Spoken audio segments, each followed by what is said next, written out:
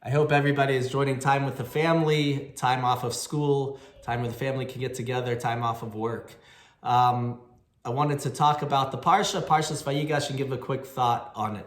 Parshas Vayigash is the third in the installment of the great musical Joseph and the Amazing Technicolor Dreamcoat. It's the Parsha where Joseph finally reveals himself to the brothers.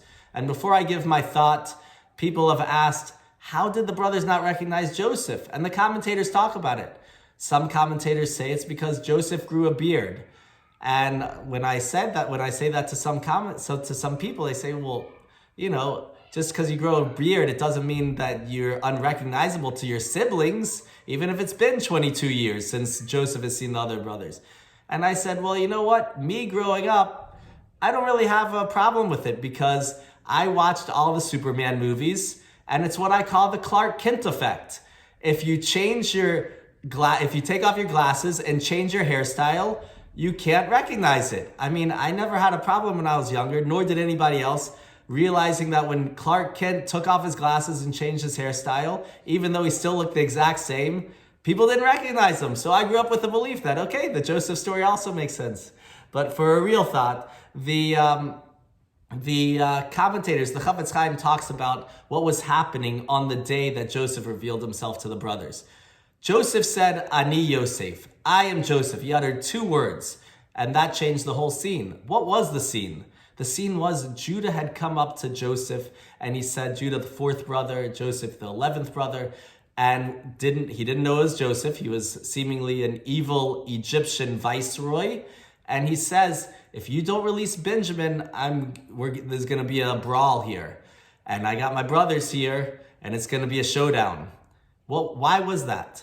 Well, Jacob told Judah, if you don't bring back Benjamin, I will die. So the brothers now think that Jacob is going to die because Joseph is refusing to release Benjamin. Judah thinks he's going to die because he promised his father with his life that he would bring Benjamin back. So Judah thinks he's going to die. Benjamin's in jail. Benjamin's going to jail. Shimon is in jail. And the other brothers think it's all over. Worst day in Jewish history. They think there's no possible way to help the situation. It's over. Everything is over. It's done.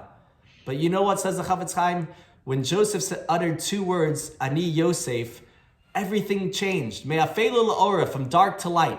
The brothers went from the worst day to the best day possible. And we know the end of the story. Jacob ends up coming down. The brothers move into Goshen, the richest, nicest part of Egypt. And they live out their days in happiness.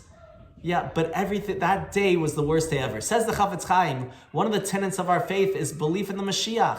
Belief that there's an ultimate purpose. Belief that we will see the ultimate purpose and we will know it.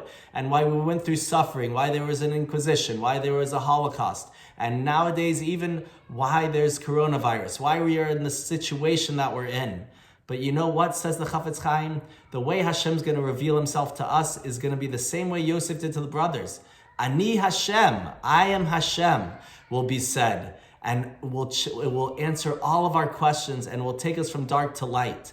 So let's bring this message with us through these dark times, these challenging times that we're going through right now, to remember that just like the brothers thought there's no way out of the situation, worst day in Jewish history, we're all over. Joseph, this evil Egyptian king, is going to imprison us, possibly go to war, might kill my father, might kill Judah.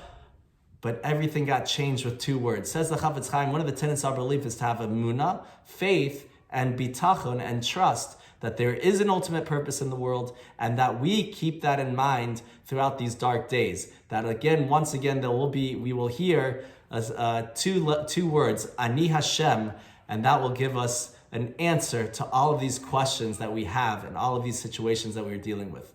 Good Shabbos.